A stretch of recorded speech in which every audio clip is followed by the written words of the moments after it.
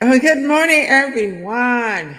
Yes, it's just getting started, but it's a beautiful morning because I'm here, you're here, okay?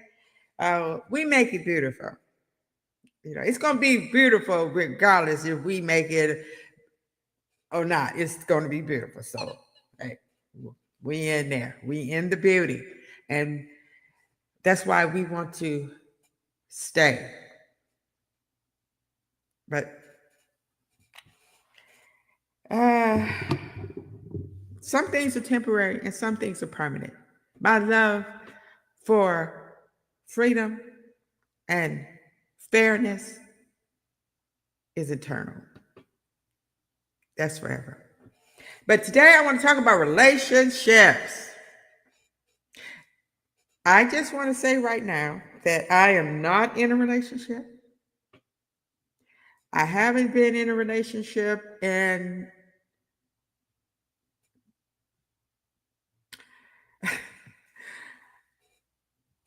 okay, before I even get started, I'm going to say something that's going to go against what I'm getting ready to say. My relationships have always been complicated. Um,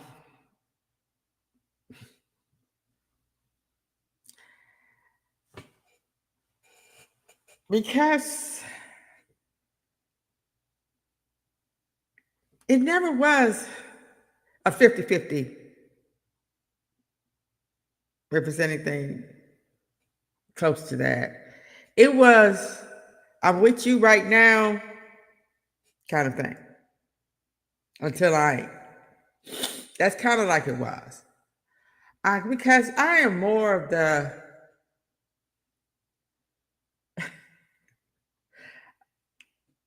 I like the hunt better than I like to kill. Okay. And some of us is like that. And I realize that. That's why I don't understand these men that want to play games knowing that they really are not looking for nothing permanent, but they don't just come out and say, I'm just looking for, fly by night thing or passing in the night thing. No, they want to play with your feelings. I'm so to get that out the way, that's what I'm dealing with. And I haven't even had one of them in like 7 years. But you have, and that thing they call friends with benefits, it wasn't even a friend with a benefit. It was just you call me one night, yeah, you can come on over, what the hell, and that's it. That's pretty much that's pretty much what it's been for the last 10 years. I was in a relationship with this one man. I really liked it, and I thought that I wanted it to be. And it's not because we had any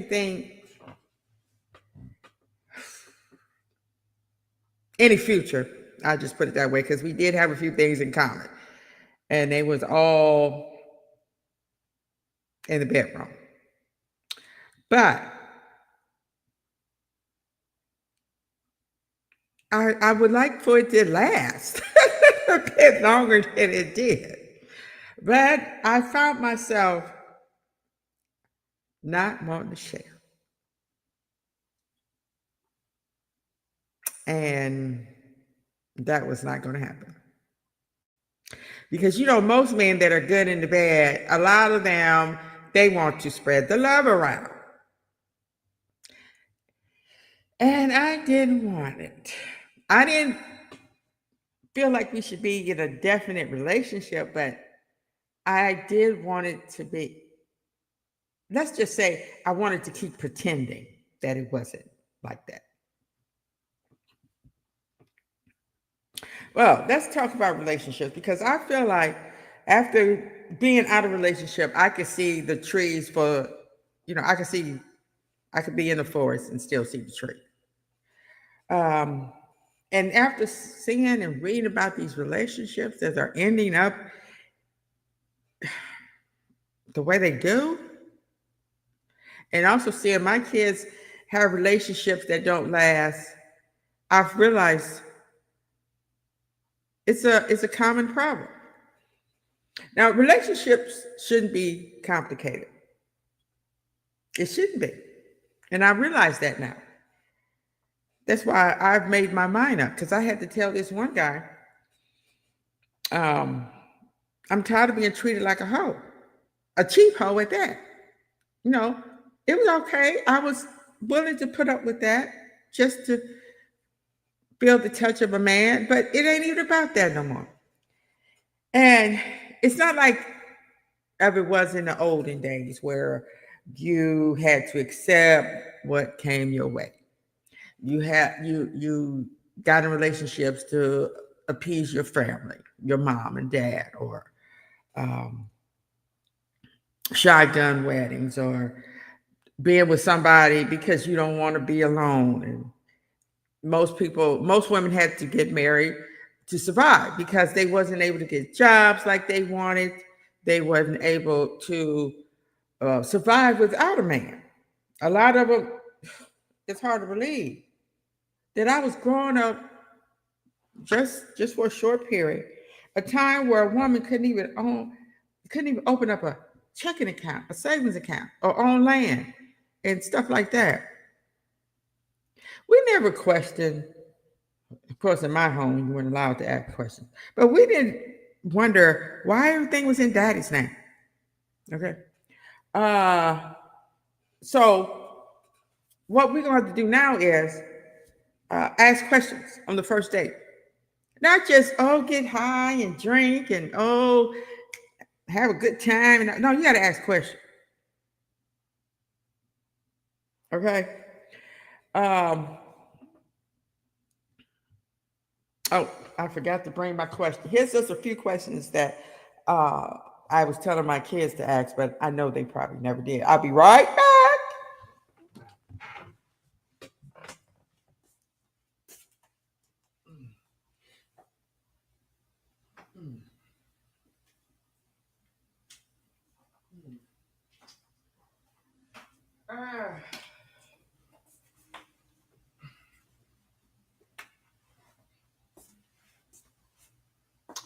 Now, of course, we are scared to embarrass ourselves or make us feel like, we are doing an interview for a job, which it is a job. It's a job to take care of these people, these husbands and wives and potential children and home. Yes, it's a job, and you want to know if that person or you is up to it. And as we are finding out, a lot of people aren't. That's why I always get back to some people do not need to be mothers or fathers or children. Like what actions on your part to cause this to occur? So when you're asking about somebody's person's last relationship, which we should always know about, because that's a good question. And I can't stand when men ask me, why you don't have a man? Because if I had a man, I wouldn't be talking to you. So, but and numerous reasons. So you want to know what on your part, not on her part or his part, but what on your part caused it. Now, if that person said, I didn't do anything wrong, that could be true, but you did one thing wrong. You got in a relationship. And what aroused you? Oh, wait a minute. I don't know what to. Oh, this is the wrong one. Okay, here's one. I don't know what this is. Okay, what aroused you to write mean words?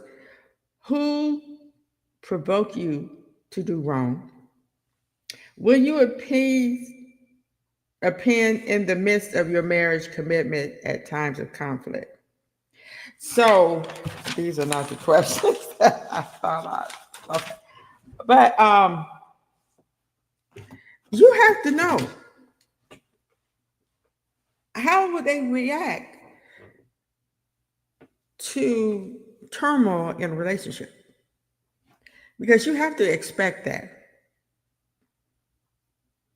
And what I know is, growing up in a home where one or two is very um, possessive, it doesn't go well. Um, and most of all, you have to know what you want, what kind of relationship you want, and what kind of mate you want. And I compare it to when you go shopping for a new pair of pants. You know what size you wear. You know you wear a 14. Do you go looking in the size 7 and 8? No, because you know it ain't gonna fit. And it's the same way with a man. If you want a man that has a portfolio, you want a man that has his own car, his own home, his own bank account. You're not going to go pick up a man that's living in his mom's basement working at McDonald's. So, why would you even pick up a size 7 pants, go into the dressing room to try on a size 7, knowing it's not going to fit? And it's the same way with a relationship. You ask questions, you observe, you have to know what you want first. And you're going to have to know what to take home. Because when you wear 14 and pick up a 7 and take it home, that is showing that you have a lot of self-hate and a lot of self-denial. Yes, and when you find people like that, you already know they make a lot of bad decisions. When they take home or accept pants that are too small, and then in their brain they say, "Oh, I'll lose weight, I get in them," but 10 years later, those pants are still sitting there. And another thing I want to talk about is, don't get it twisted about these singers. These singers that singing all these love songs and all these songs, "Oh, I can't live without you," and "You're my last," "You're my everything." All these songs, they are sung by human beings that make the same kind of mistakes you make and we make. And don't put these singers or these celebrities in a star status. They're not stars. They are just people with their name in lights up high to attract everyone, to boost them up and make their money and everybody else associated with money. Their songs are nice, but it is an instrument that people use to cause pain and frustration, criminality, and bring disgrace. Because you sitting up there listening to the song and you just, the beat is getting like this, and next thing you know, the man is on you, kissing you and doing all this and getting you all aroused. Next thing you know, you waking up with shame. Now, we think a lot of times that men don't feel shame because they just bedded down a woman that they don't know, and they go and brag about it or smile. "Oh, yeah, I did my thing." Why they don't feel shame? It's because us women is feeling enough shame for them.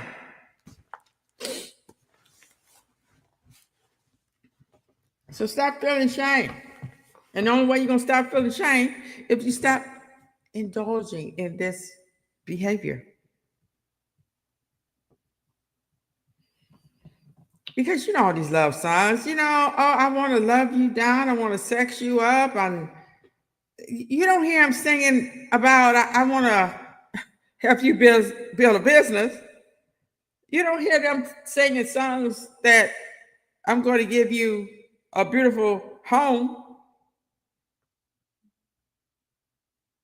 And no, it's not about you already got that, so you don't need to hear about it.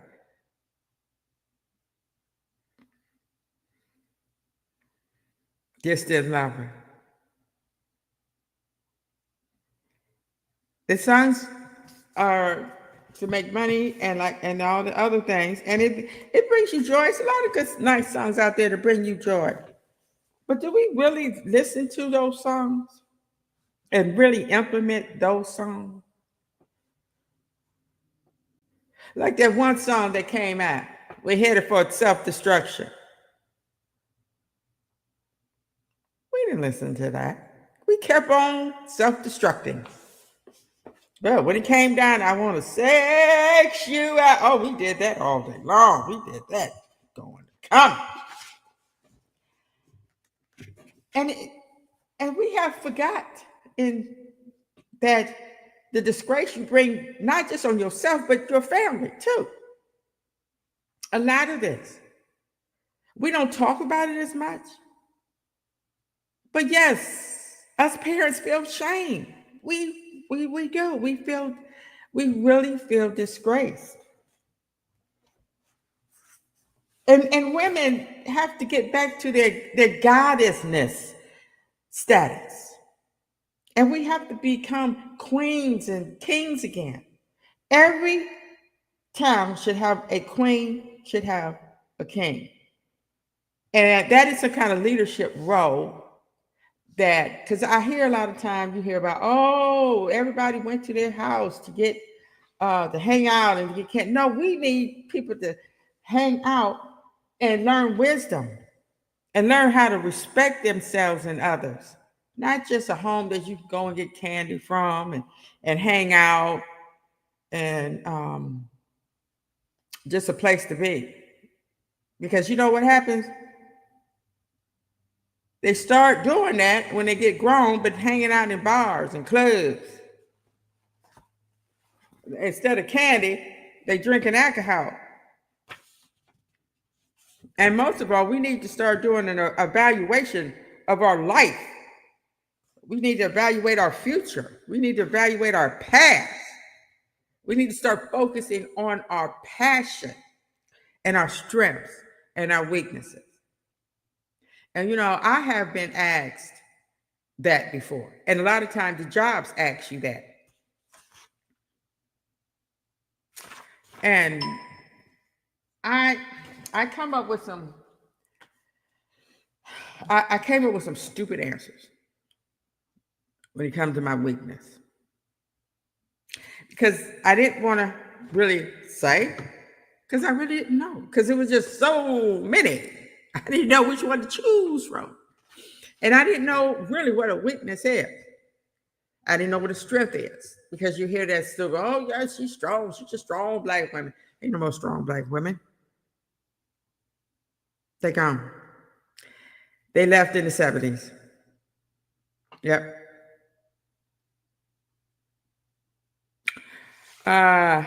You still have some strong black women that's still around from the 70s, but growing up in a strong black woman's home is not happening. And I challenged myself to come up with some real adult, mature answers. And it was kind of weird. My passion is to see people treated fairly. And my passion is to be a leader, to tell the truth, look behind the veil. My strength is my wisdom and my calmness. When it comes to being in a teachable moment. And my strength is to fight back. That's why I would not have been really good at civil rights, because I'm not the one just going to sit there and let anybody spit on me or throw food at me and don't fight back. That's what they felt like they had to do back then. That's what their leader told them to do. So I am not going to say anything bad about it. But that would not have been me. I know it's easy to say stuff you wouldn't have did, but knowing what I know now and the way I grew up, no. Mm-mm. No, I believe we should shoot back. Because for one thing, I didn't feel no reason to be going through all that just to sit at the counter with people that hate me. That doesn't make no sense. But the number one thing is we should not have never had to do that. But it's always been like that ever since the white man stepped foot on this land. They criminals. They came over here kidnapping people. They came over here killing people. They criminals landed on this land.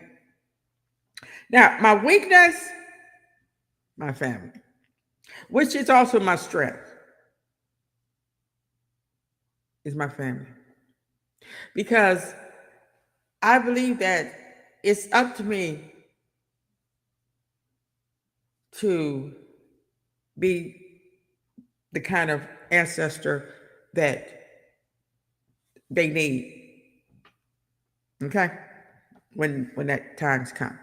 I want them to be able to go through life and think about things that I said and did to make them get over the obstacles in this world and to bring joy. Joyful memories. Now, some of my weaknesses is my family, because I have went in debt. I have put myself in harm's way for my family, and I will do it again. My weakness is being an introvert tendencies. It's hard to love people and all this stuff when it's hard to be around people. But we all have a job to do. And we don't have to take our job home. Okay? And I have low self-esteem that I have to fight every day. And one of my weaknesses are I'm too nice. I am too nice, which is okay.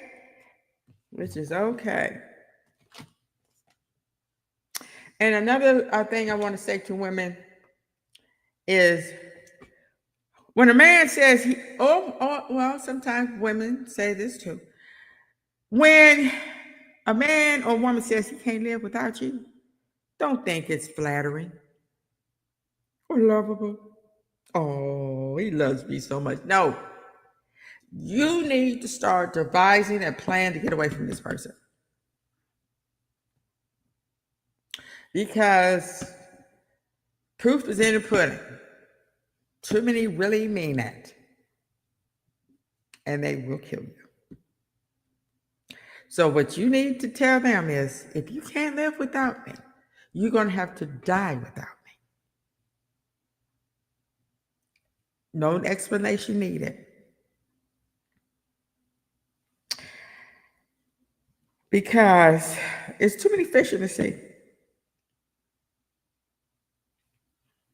It's too many size 14 pants out there to bring home a size 7 that you can't fit. And if you're with somebody and they become too small, it's time to go. Or you outgrown them. It's time to let it go. We have to do this for ourselves and nobody else. Relationships are good. Songs are good to listen to. But in reality, we have to be for real.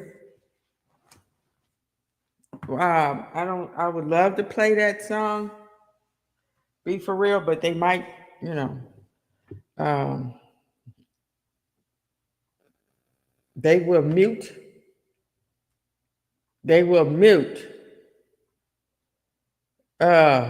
your video for some kind of rights. But Be For Real, let's see. There's a lot of songs like that. Oh, Harold Melvin had a song like that.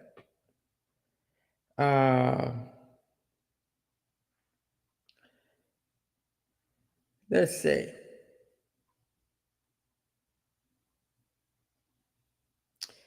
Be For Real. It says, "Hey, lady, can I say something to you for a minute? Please, no, now, before you take your coat off.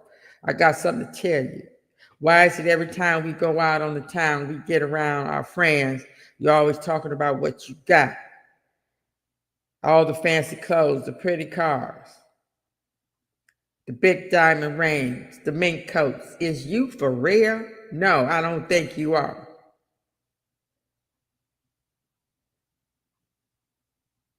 You're always saying the wrong thing at the right time.